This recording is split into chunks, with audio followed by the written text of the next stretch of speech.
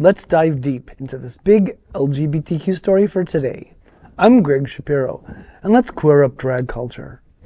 Tennessee drag ban survives because SCOTUS refuses to hear case. What's next?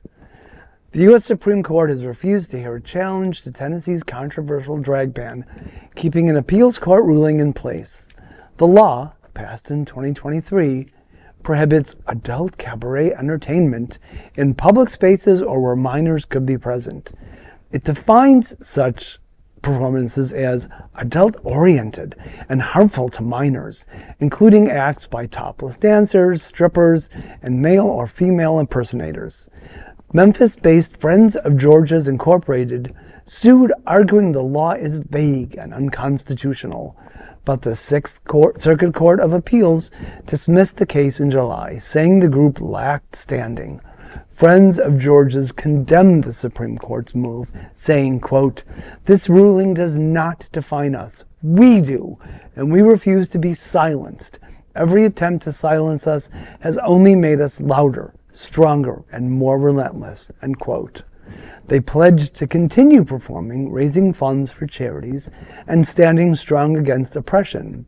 In a message of solidarity, they told trans individuals, performers, and activists, quote, "Your courage fuels us.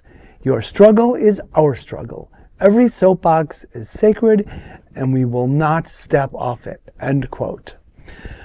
Oh, the inferior court strikes again. The disappointment is real, and it sends a troubling ripple across the country. Please keep performing, continue standing strong against oppression, and please don't be silenced. You know, I look at this and, you know, on the one hand, you look at this and you say the court's just being terrible is normal. But the other hand, it's like, you know, when we start trying to make people illegal in so many different ways, it actually is very corrosive for society. Like, yes, it affects us, but it affects more than us. Because if more and more people's lives are not allowed to be legal, then you end up operating outside the law. And you start having people have social movements take on different tones. Mm-hmm. Society starts to unravel. Like, it's not in anyone's interest to do these sorts of laws. I really try to explain to like right-wing critics, like, no, you don't understand. You're causing a country to go in a very dark direction that you're not going to like what you see at the end of the day. But it also causes, and I agree with what you both are saying, but it also forces us to mature as a community. We have to reach out to our allies. We have to be reticent to our emotions and our decisions and the way we present ourselves.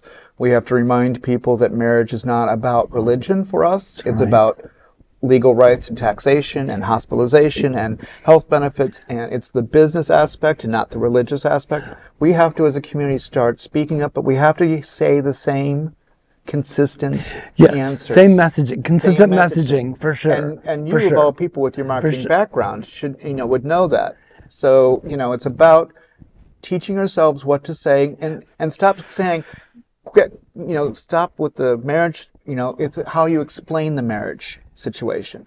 My marriage is not about religion. My marriage is about finances and inheritance and the right and respectability of insurance. Right, and hospital visits, there's so much more to it than the religious. But that's what I'm saying, and this whole issue in Tennessee is forcing us to come in. Mm-hmm. Yes, we have to retreat a little, but we have to start working together as a community and start going, here's the message. Young ones, old ones, everyone in between, pay attention. Mm-hmm. We have to, and politicians especially, this is how we need to present ourselves, because everyone sees this as a cartoon right now.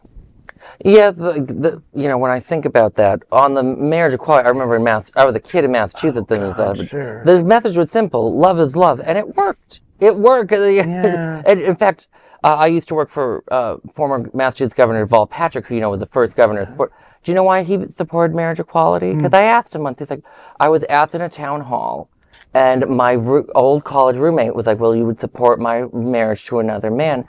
Of course I'd support that. Yes. He kind of acted, but that common love and humanity. But that's just one of the layers. I mean, because again, the religious community is using it as man and woman. Right. With this, to be clear, we're talking about banning drag queens. Right. I get that. Right. But my point is that this whole ban is forcing us to retreat a little and figure out and work together as a community. I mean, we need our own Project 2025. Back to the drawing board. You made a good point about like trying to get more people to support us, because like I think about it in the U.S. how we always try to go with the courts instead of the public, and I'm like, about 5-10 years ago, not exactly known for this very free society known as Cuba. 2/3 of their voters voted to expand queer rights. Marriage, right? Marriage and just a whole host of family rights. I'm like, if activists in Cuba can work together to get a 2/3 vote, I think we can win in the U.S. too. But that's why I'm saying we need to look into the African American community and the Latino community and the Venezuelan community. I mean, we need to reach out. Yes.